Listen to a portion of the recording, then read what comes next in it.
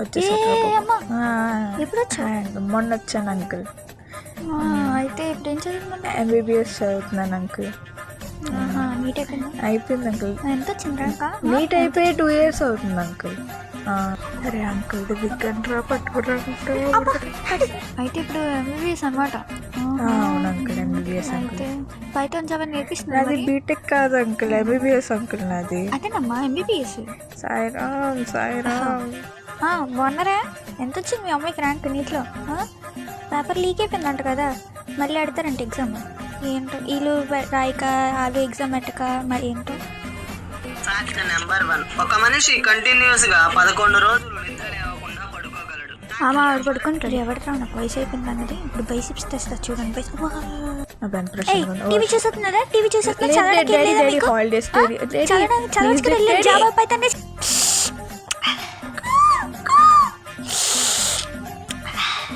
Daddy TV పని చేయట్లేదు daddy.